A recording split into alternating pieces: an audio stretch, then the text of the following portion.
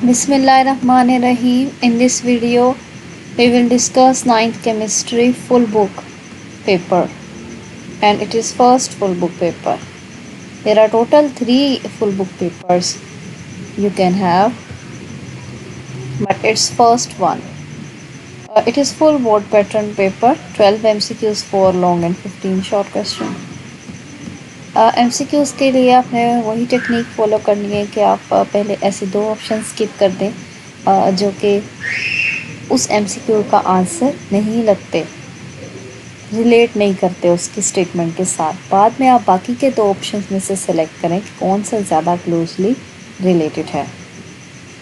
That would be your answer. Question number 1 है which halogen does not react with water. इनमें से कौन जो है वो वाटर के साथ रिएक्ट नहीं करती है। सो बेटा सबसे ज़्यादा यहाँ पर आप देखें तो फ्लोरीन, क्लोरीन, इन दोनों को तो आप यहाँ से स्किप ही कर दें क्योंकि आपको पता है कि इनके रिएक्शंस बहुत ज़्यादा फास्ट होते हैं। ठीक है, फ्लोरीन भी क्लोरीन भी बहुत ज़्यादा रिएक्शन करते हैं और आपने इनके अक्सर रिएक्शंस देखे भी हैं। सो सी और डी में से ही आप देख सकते हैं कि कौन सा ऑप्शन है ज़्यादा क्लोज है। तो बच्चे जो हैलोजेंस हैं इनकी रिएक्टिविटी ऊपर से नीचे डिक्रीज़ करती है, यानी अगर फ्लोरीन सबसे ज़्यादा रिएक्टिव है फिर क्लोरीन आएगा, फिर ब्रोमीन और फिर आयोडीन ग्रुप में जब सो आयोडीन सबसे लास्ट पे आता है, इसलिए आयोडीन लीस्ट रिएक्टिव है। सो सी ऑप्शन यहाँ पे करेक्ट है। नेक्स्ट है विच is not the characteristic of electrolyte. इनमें से इलेक्ट्रोलाइट कौन, उनकी करेक्टरिस्टिक क्या नहीं है। सो बेटे वो इलेक्ट्रोलाइट है यानी कि उसके आइंस बनते हैं, आइंस बनते हैं। सो जाहिर सी बात है वो चीज़ वाटर में हल होती होगी, ठीक है, क्योंकि वाटर पोलर है, वो इजीली आयनिक वाली चीज़ों को अपने अंदर हल करता है। अब इलेक्ट्रोलाइट में अगर आइंस बनते हैं यानी चार्जेस प्रेजेंट है तो वो कंडक्शन भी ज़रूर करेगी इलेक्ट्रिसिटी की, ठीक है। थर्डली अब इलेक्ट्रोलाइट आपके पास यानी ये 2 बी और डी ऑप्शन स्किप हो गए हैं, ठीक है, बिकॉज ये तो करेक्टरिस्टिक हैं। उसने पूछा which is not the characteristic, so B और डी स्किप हो गया। अब ए और सी में से आपने सेलेक्ट करना है कि क्या आंसर हो सकता है। तो बच्चे इलेक्ट्रोलाइट है क्योंकि उसके आयंस होते हैं तो रिएक्शंस भी ज़रूर करती है और इसीलिए ऑक्सीडाइज होना ईजी है, इसलिए ये भी नहीं आएगा। आपके पास ए ऑप्शन करेक्ट है क्योंकि A option is not the characteristic of electrolyte, electrolyte is not cheap, okay, और ए ऑप्शन करेक्ट। नेक्स्ट है कंसनट्रेशन को एक्सप्रेस किया जाता है ratio of amount of dash to amount of solution, यानी कंसनट्रेशन एक रेशो है, उसमें नीचे आता है अमाउंट ऑफ सोल्यूशन, ऊपर पूछा है किसकी अमाउंट ऊपर आती है। सो यहाँ पे बच्चे ब्राइन और साल्ट तो आप सबसे पहले स्किप कर देंगे, ओबियसली ये एक जनरल टर्म है तो ये किसी स्पेसिफिक साल्ट या ब्राइन के लिए नहीं हो रही, इस सॉल्यूशन सोल्यूट वगैरह के लिए हो रही है। सो आप यही वाले टर्म्स ए और बी में सही कोई आंसर हो सकता है ओबियसली। अब आप इन दोनों में से अगर आप देखें तो solute is the right answer, A option, ठीक है। सल्यूट ऊपर आता है और सोल्यूशन नीचे आता है और डिवाइड करते हैं और फिर कंसनट्रेशन आ जाती है। नेक्स्ट है gases are the lightest form of matter and their densities are expressed in terms of. Gas की डेंसिटी का यूनिट पूछा गया है। यहाँ पर अगर आप देखें तो किलोग्राम तो बिल्कुल भी पॉसिबल नहीं है, ठीक है, किलोग्राम तो बहुत भारी भारी बड़ी बड़ी चीज़ों का आता है, गैस तो हल्की सी होती है, बहुत ही लाइटेस्ट फॉर्म ऑफ मैटर है। सो डी ऑप्शन नहीं आ सकता। बाकी में से अगर आप देखें तो बी भी नहीं आ सकता क्योंकि बी आपने पढ़ा हुआ है सॉलिड्स की डेंसिटी ग्राम पर सीएम क्यूब में होती है, ठीक है, और लिक्विड्स की होती है, गैस की नहीं होती। सी ऑप्शन यहाँ पे करेक्ट है, ग्राम पर डेसीमीटर क्यूब। ये सॉलिड्स की गैस की डेंसिटी जो है वो डीएम क्यूब यानी छोटा यूनिट लिया जाता है। नेक्स्ट है Charles describe how gases tend to expand when heated in. तो चार्ल्स का ईयर लिखना है जिसमें उसने एक्सप्लेन किया। So B option is correct, 1802। Select the cation, यहाँ केटाइन बताना है तो बच्चे आइन, नाम से ही पता चल रहा है आइन है कोई। सो आप ए और डी ऑप्शन स्किप कर दें, ना सिल्वर हो सकता है ना सिल्वर क्लोराइड हो सकता है, ठीक है, ये आइन नहीं है क्योंकि इन पे चार्ज नज़र नहीं आ रहा। आपको सिंपल बी और सी में से सिलेक्ट करना है। अब बच्चे केटाइन जो होता है हमेशा वो होता है जिस पे प्लस चार्ज हो, तो यहाँ प्लस चार्ज है तो सी ऑप्शन करेक्ट है। नेक्स्ट है how many electrons are involve in the formation of single covalent bond. एक बॉन्ड बनाने के लिए कितने इलेक्ट्रॉन चाहिए। तो बच्चे एक बॉन्ड में हमेशा, अच्छा यहाँ 4 और 8 तो आप सबसे पहले ही स्किप कर देंगे, ऑब्वियसली एक बॉन्ड है, आखिर कितने को इलेक्ट्रॉन उसमें आ सकते हैं, 4 और 8 तो इम्पॉसिबल। तो ये आप इसको कर देंगे स्किप। आप ए और सी में से आप सेलेक्ट करेंगे। तो बच्चे एक सिंगल कोवलेंट बॉन्ड में एक बॉन्ड पेयर होता है, ठीक है। आप कंफ्यूज होकर 1 पे टिक कर सकते हैं, इसलिए मैं आपको बता रही हूँ कि 1 आंसर नहीं है, क्योंकि एक बॉन्ड पेयर तो होता है लेकिन उस पेयर में इलेक्ट्रॉन, एक पेयर में हमेशा 2 इलेक्ट्रॉन होते हैं ना, तो इसलिए एक इसका आंसर नहीं आएगा, 2 आंसर आएगा। उसने इलेक्ट्रॉन्स पूछे, अगर वो पूछता इलेक्ट्रॉन पेयर कितने हैं तो फिर आप सी लगाते, ठीक है। सो सी नहीं है, इसका आंसर ए है। A option is the correct answer. Next है number of isotopes of hydrogen. Hydrogen के कितने आइसोटॉप्स होते हैं। सो 5 4, ये तो आप छोड़ दे, इतने ज़्यादा आपने किसी के भी नहीं पढ़े, ठीक है। आप 2 और 3 में से चूज़ करेंगे तो हाइड्रोजन के 3 आइसोटॉप्स हैं, ठीक है। B option correct. यूरेनियम के आइसोटॉप्स कितने हैं। सो यूरेनियम के भी आपने देखे हैं कि टोटल 3 आइसोटॉप्स प्रेजेंट हैं, ठीक है। सो बी ऑप्शन इज़ करेक्ट। यहाँ पे भी आप पहले से ही 4 और 5 को ऑप्शंस को तो स्किप कर सकते हैं, ठीक है, आइसोटॉप्स वाले क्वेश्चंस में, क्योंकि इतने ज़्यादा नहीं है किसी के, अभी आपने पढ़े भी नहीं है। सो ए और बी में से आपने देखने हैं कि क्या है। सो यूरेनियम के भी 3 ही आइसोटॉप्स होते हैं। नेक्स्ट है ये किसका फार्मूला है। तो ये केमिकल फार्मूलाज आपकी बुक के स्टार्ट फर्स्ट चैप्टर के टेबल एक बना हुआ उसमें दिए गए हैं, और वैसे भी तो सबको पता होता है, it is a formula of glucose. Next है number of particles in one form of 1 mole of a substance. एक मोल में कितने पार्टिकल होते हैं, उसे क्या कहते हैं, यानी उस एक वैल्यू का कोई नाम भी है, उस टर्म क्या है उसके लिए यूज़ होती। So it is called Avogadro number, C option. Trend of electronegativity is same as. Electronegativity का और किस चीज़ का ट्रेंड सेम होता है बच्चे। ए और बी इन दोनों का ही सेम होता है, both A and B. D option is the right answer. Ionisation energy का, इलेक्ट्रॉन एफिनिटी का, दोनों का ट्रेंड और इलेक्ट्रोनेगेटिविटी का, इन तीनों का ट्रेंड सेम होता है। ई बीप्स तालीमो तरबियत और इम्तहानों की तैयारी का जदीद और अपनी किस्म का एक मुनफरिद निज़ाम है जो आपको घर बैठे ऑनलाइन तरीके से ना सिर्फ इम्तहानों की तैयारी खसूसी अंदाज में करवाता है, बल्कि ये भी बताता है कि आपकी अब तक की तैयारी का मायार क्या है, तैयारी में क्या क्या खामियां हैं, ये खामियां कौन सी किताब के कौन से हिस्से में हैं, कौन सी गलती आप बार बार दोहराते हैं और अब तक के दिए गए पर्चों में आप ये गलती कितनी बार दोहरा चुके हैं, और किस किस सवाल में आपने ये गलती दोहराई है, इस गलती को दूर कैसे किया जा सकता है। इसके अलावा पर्चे हल करने की तरकीब यानी प्रेजेंटेशन में क्या क्या गलतियां बार बार दोहराते हैं और अब तक के दिए गए पर्चों में वो गलतियां कितनी बार दोहरा चुके हैं, और किस किस पर्चे में आपने ये गलती दोहराई है और इस गलती को दूर कैसे किया जा सकता है। आपकी लिखाई यानी हैंड राइटिंग का मायार क्या है और उसको कैसे बेहतर किया जा सकता है। शॉर्ट क्वेश्चन है, how can you prove that angular momentum is quantized. Formula लिखें और उसकी आप कैलकुलेशंस भी करके बताएंगे। तो उसके लिए सेकेंड चैप्टर के अंदर एक फार्मूला है, mvr is equals to NH/2 like this. mvr is equals to NH/2। ये एंगुलर मोमेंटम का फार्मूला है, ठीक है। mvr is angular momentum. वो कहता है ये प्रूफ करेंगे क्वांटाइज्ड है, यानी हर लेवल हर शेल का एंगुलर मोमेंटम फिक्स होता है, ये प्रूफ करना है। तो बेटा यहाँ n है नंबर ऑफ शेल, यानी फर्स्ट शेल है तो n की वैल्यू 1, ठीक है। सेकंड शेल के लिए 2, थर्ड के लिए 3, फोर्थ के लिए 4। तो जब आप ये सारी 1 पुट करके इसको सॉल्व करें, 2 पुट करके सॉल्व करें, हर एक के लिए डिफरेंट आएगी। इस तरह आप एंड पे लिखेंगे has prove that angular momentum is fixed, ठीक है, इज़ क्वांटाइज्ड। सो आप एक मैं आपको करके बता देती हूँ, बाकी आप उसी तरह से पुट करके सॉल्व कर सकते हैं। जैसे अगर n इज इक्वल्स टू 1 हो,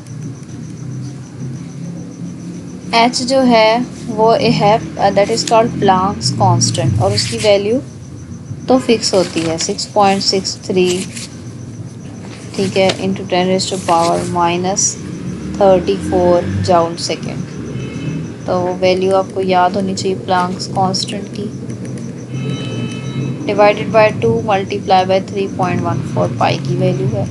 इसको सॉल्व कर लेंगे जब आप, ठीक है, आप इस चीज़ को कैलकुलेटर पे ना लिखें, बाकी को आप सॉल्व कर लें और जो आएगा उसके आगे लिख दें मल्टीप्लाई 10⁻⁻34, ठीक है, यहाँ जो भी वैल्यू आएगी। तो बच्चे इस तरह ये आपके पास जो वैल्यू आएगी ये है जी फर्स्ट शेल का एंगुलर मोमेंटम, ठीक है। इसी तरह आप सेकंड का निकालें, थर्ड का निकालें, फोर्थ का निकालें, वो सारा करके लास्ट पे आप एक लाइन लिख दें, hence prove that angular momentum is quantized. From where has a word atom has been derived? So you will write atom. Word atom has been derived from the Greek word atomos, meaning indivisible. So give to next है give to observation of Rutherford's atomic model की observations लिखनी है, ठीक है। तो वो आपकी book में प्रेजेंट है, तो आप कोई सी भी दो लिख सकते हैं। जैसे कि आपके पास फर्स्ट आप लिख सकते हैं कि since most of the particle pass through the foil undeflected, so therefore most of the volume occupied by an atom is empty, यानी ज़्यादातर पार्टिकल जो है वो सीधे गुजर गए, इसका मतलब है ज़्यादातर वॉल्यूम एटम का खाली होता है। सेकंड उसका ऑब्जर्वेशन आप लिख सकते हैं, the deflection of few particles prove that there is a centre of positive charges in an atom which is called nucleus of the atom, यानी कुछ पार्टिकल जो डिफ्लेक्ट हुए हैं उससे पता चलता है कि अंदर एक कोई पॉजिटिव चार्ज वाली चीज़ है, क्योंकि उन पार्टिकल्स पे तो नेगेटिव चार्ज, उन पार्टिकल्स पे भी पॉजिटिव चार्ज है।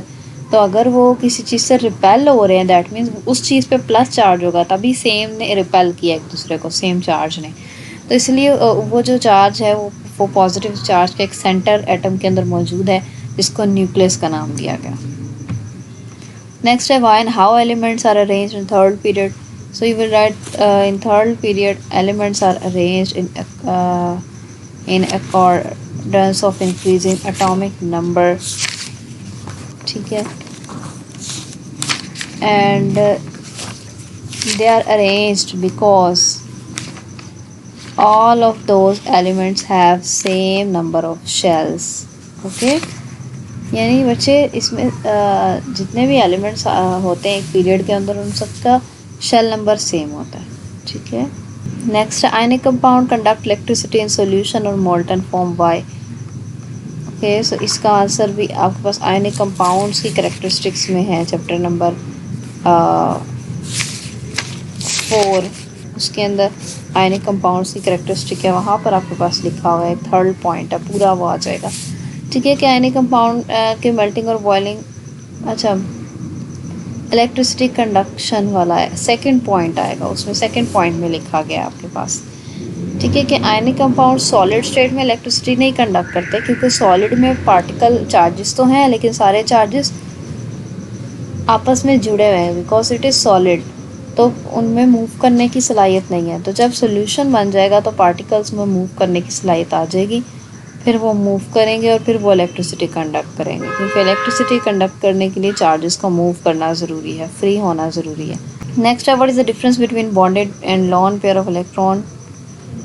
How many bonded pair of electron are present in ammonia molecule? So difference लिखेंगे आप लाइन लगाकर, एक तरफ बॉन्डेड और एक तरफ लॉन पेयर, ठीक है।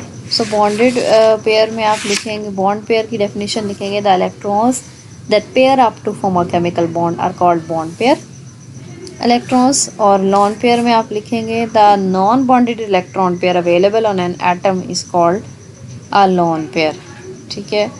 और फिर इनकी एग्जांपल्स लिखेंगे, bond pair की एग्जांपल आप लिखेंगे कि for example there is one bond pair in Cl2 molecule, और लॉन पेयर में आप लिखेंगे for example there is 3 lone pairs in oxygen O2 molecule, okay. और उसके बाद आप इस क्वेश्चन का आंसर देंगे, how many bonded pair are present in ammonia molecule. तो बच्चे आप देख सकते हैं अमोनिया ने यहाँ 3 बॉन्ड बनाए हुए हैं हाइड्रोजन के साथ, दैट मीन्स 3 बॉन्डेड पेयर। तो आप आंसर लिखेंगे 3, there are 3 bonded pair of electron in ammonia molecule, ठीक है। तो बेसिकली बॉन्ड पेयर क्या होता है कि वो इलेक्ट्रॉन जिन्होंने बॉन्ड में हिस्सा लिया, और लॉन पेयर जिन्होंने बॉन्ड में हिस्सा नहीं लिया, they are extra, they are available that are called lone pair. Right a note on compressibility. So ये आपके पास गैस वाले जो चैप्टर, गैस वाला जो आपके पास चैप्टर है, चैप्टर नंबर 5, उसके अंदर गैस की प्रॉपर्टीज़ में आपको मिल जाएगा। कंप्रेसिबिलिटी उसका पूरा पॉइंट आप लिख देंगे, ठीक है। Gases are highly compressible due to empty spaces. Gases को इसीलिए दबाया जा सकता है क्योंकि उनके दरमियान जगह होती है, ठीक है, और एम्प्टी स्पेसेस होती हैं, और जब उन्हें दबाया जाता है तो फिर मॉलिक्यूल्स एक दूसरे के करीब आ जाते हैं और अब वो पहले की निस्बत कम जगह घेरते हैं। नेक्स्ट है जी define matter. So anything that has mass and occupy space is called matter. And example है chair, table, everything around us, okay. Next, what are the physical state of solution? Okay, a solution can exist in any of the physical state.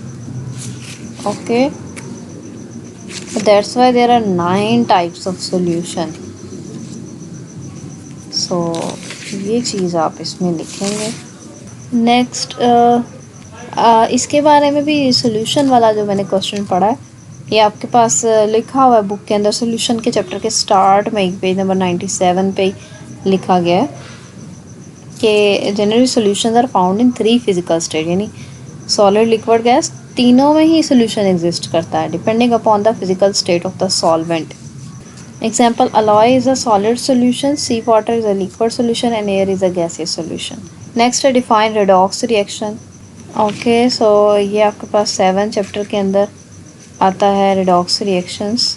So you will right the reactions which involve loss or gain of electron, या फिर आप लिख सकते हैं the reaction which involve both oxidation and reduction, ठीक है।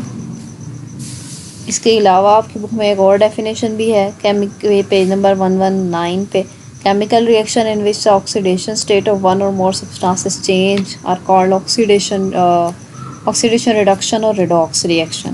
और example में आप इक्वेशन को लिख सकते हैं, ठीक है, लाइक Zn सिंपल आप H2 + O2 is equals to 2H2O भी लिख सकते हैं, ठीक है।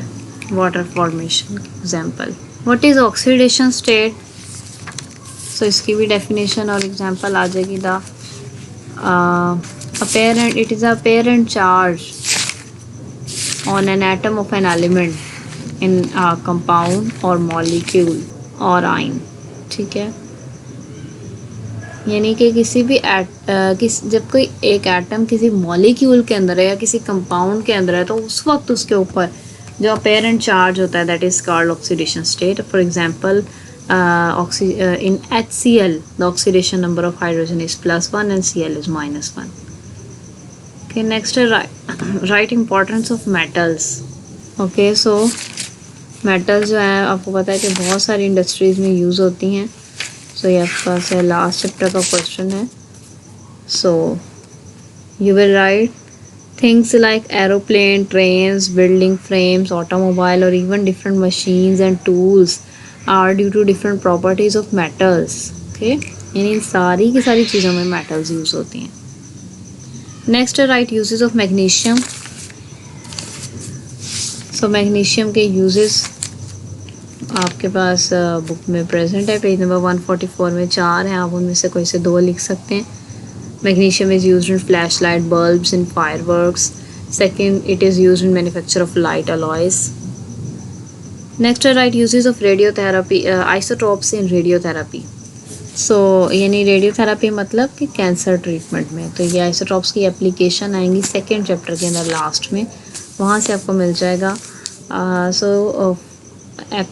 जो बेटा फास्फोरस 32 है और स्ट्रॉन्शियम 90 है, वो स्किन कैंसर के ट्रीटमेंट के लिए यूज़ होता है क्योंकि उनमें से बीटा रेडिएशंस निकलती हैं और बीटा रेडिएशंस जो है वो इतनी ज़्यादा मैटर के अंदर पेनिट्रेट नहीं करती, इतनी ज़्यादा अंदर तक नहीं जाती, ऊपर ऊपर तक ही रहती हैं, इसलिए स्किन के ऊपर तक के लिए ये यूज़ होते हैं। जबकि जो अगर with in the body cancer detection के लिए यूज़ करना हो तो फिर कोबाल्ट 60 को यूज़ किया जाता है बिकॉज उससे गैमा रेज निकलती हैं और बहुत ज़्यादा अंदर तक जाती हैं। Next is calculate the formula mass. इनके फार्मूला मैस कैलकुलेट करने हैं आपने। इसमें सिंपल आपने पुट करना है, सोडियम जैसे है 23। चले एक का मैं कर देती हूँ, बाकी दोनों का आपको पता चल जाएगा कि किस तरह से करना है। Na2SO4 का देखते हैं। ओके, सो Na2SO4 सोडियम का मास 23 होता है, 23 लिखेंगे। 2 सोडियम है, 2 से मल्टीप्लाई कर देंगे, ठीक है। देन आप सल्फ़र का भी मास लिखेंगे 32। देन ऑक्सीजन का लिखेंगे 16, और 4 ऑक्सीजन है तो किससे मल्टीप्लाई करेंगे? 4 से। इस तरह से आप फार्मूला मैसेज निकाल सकते हैं। इसको आप मल्टीप्लाई कर दें, 2 3 ज़ा 6, 2 2 ज़ा 4, 46 प्लस 32 प्लस 16 4 ज़ा 64। इसको जब आप सम अप करेंगे तो आपके पास आंसर आ जाएगा। इसको कैलकुलेट कर लेते हैं। 142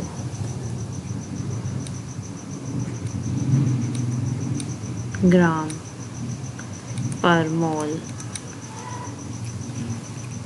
ओके, इस तरीके से आपने सबके निकाल लेने हैं, ठीक है। जिंक सल्फेट, यानी आपको जिंक का मास पता हो, सल्फ़र का पता हो, इस तरीके से आप निकाल सकते हैं, ठीक है।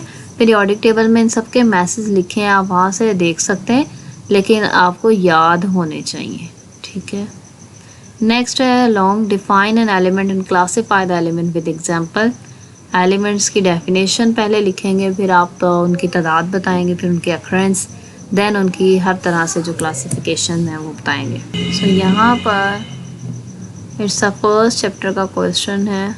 हेयर एलिमेंट की डेफिनेशन पहले आ जाएगी। It's a substance made up of same type of atom having same atomic number and cannot be decomposed into simple substances by ordinary chemical means। यानी एलिमेंट एक ऐसा सब्सटेंस है जिसके सारे एटम एक जैसे होते हैं, ठीक है। जैसे हाइड्रोजन एक एलिमेंट है, हम कहते हैं दुनिया में एक एलिमेंट एग्जिस्ट करता है हाइड्रोजन, तो उसके जितने भी आइसोटोप्स होंगे वो सब एक जैसे होंगे, यानी उनके जितने भी एटम्स होंगे सभी हाइड्रोजन ही होंगे। और उनको इसलिए क्योंकि वो सिंगल हाइड्रोजन है, उसको ब्रेक करना भी बहुत मुश्किल है, और इसलिए उसको ब्रेक अगर हम डिकम्पोज करना चाहते हैं तो हमें बहुत ज़्यादा फोर्स और प्रेशर वगैरह लगाना पड़ेगा। और जितने भी इसके एटम होते हैं उन सबके एटॉमिक नंबर सेम होते हैं, ठीक है। ओके, नेक्स्ट है इनके तादाद। तो बच्चे पहले सिर्फ 9 एलिमेंट्स नॉन थे और उनके नेम्स ये हैं, लेकिन बाद में, और ये भी पहले सोचा जाता था कि एलिमेंट को ब्रेक किया जा सकता है इजीली, हालांकि ऐसा नहीं है, ठीक है। 19th सेंचुरी के एंड पे 63 एलिमेंट्स डिस्कवर हुए और अब 118 एलिमेंट्स डिस्कवर हो चुके हैं, जिसमें से 92 नेचुरली हमारे पाए जाते हैं और बाकी के जो हैं वो आर्टिफिशियली प्रिपेयर किए गए हैं। ओके, अब क्लासिफिकेशन है। पहली है on the basis of free and combined, ठीक है। एक ये है, 2 टाइप्स या वो एग्जिस्टेंस की बेस पे।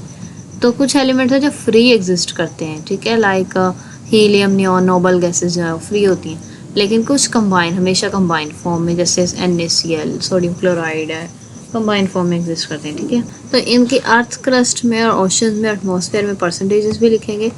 नेक्स्ट इसके टाइप्स हैं कि सॉलिड, लिक्विड या गैस, 3 टाइप्स हैं, ठीक है। मेजॉरिटी सॉलिड की फॉर्म में है, एग्जांपल है सारी मेटल्स। फिर कुछ हैं लिक्विड की फॉर्म में, लाइक मर्करी एंड ब्रोमीन, और कुछ हैं गैसेस लाइक नाइट्रोजन, ऑक्सीजन वगैरह।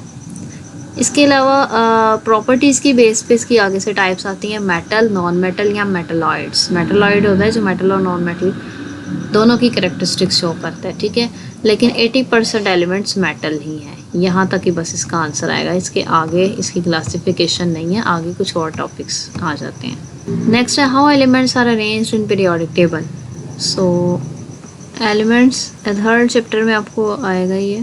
हेयर एलिमेंट्स किस तरह से अरेंज किए जाते हैं पीरियोडिक टेबल में एटॉमिक नंबर के हवाले से, ठीक है, atomic number, increasing atomic number के हिसाब से। सो यहाँ पे एटॉमिक नंबर की सिग्निफिकेंस है। एटॉमिक नंबर एटॉमिक मास से ज़्यादा फंडामेंटल प्रॉपर्टी है। इसकी वजह ये है कि रेगुलरली इंक्रीज़ करता है, यानी हर एलिमेंट का एक ख़ास एटॉमिक नंबर होता है, ठीक है, और लेफ़्ट टू राइट ही इंक्रीज़ करता है, यानी कि आप हाइड्रोजन का 1 है, हीलियम का 2 है, इस तरह 1 2 3 हर एटॉमिक नंबर का एक एलिमेंट होता है, ठीक है, और हर एलिमेंट का एटॉमिक नंबर फिक्स होता है, ठीक है। इस वजह से पीरियोडिक टेबल को एटॉमिक नंबर की बेसिस पे अरेंज किया गया और 1913 में ये डिस्कवर हुए, ठीक है। और इसलिए मॉडर्न पीरियोडिक टेबल जो है इसके अकॉर्डिंग अरेंज है। और जब इनके एटॉमिक नंबर के अकॉर्डिंग एलिमेंट्स को अरेंज किया गया तो उससे पता चला कि एलिमेंट्स की properties after regular intervals repeat होती थी, यानी सेम प्रॉपर्टीज़ वाले एलिमेंट्स एक दूसरे के ऊपर नीचे आ गए। एंड इसके अलावा एवरी एट्थ एलिमेंट की प्रॉपर्टी फर्स्ट एलिमेंट के साथ मिलती जुलती थी, लाइक सोडियम की प्रॉपर्टी लिथियम की प्रॉपर्टी से मिलती है। Next 10 centimetre cube of 0.01 molar के MnO4 solution has been diluted to 100 centimetre की, फाइंड द मोलैरिटी। यानी इतना सोल्यूशन बना हुआ था, उसकी मोलैरिटी ये थी और इसका उतना वॉल्यूम था, लेकिन उसमें वाटर डाल के उसका वॉल्यूम 100 कर दिया। अब मोलैरिटी निकालनी है कि मोलैरिटी चेंज हुई है कि नहीं हुई है, निकालना है।